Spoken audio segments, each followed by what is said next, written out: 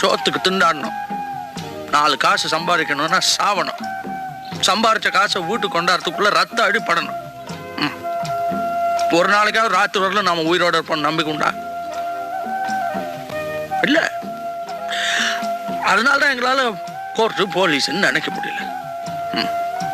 திருப்பி அடிச்சாதான் அடியில இருந்து தப்பிக்க முடியும், கட்டி அடிச்சாதான் உயிரோட இருக்க முடியும்.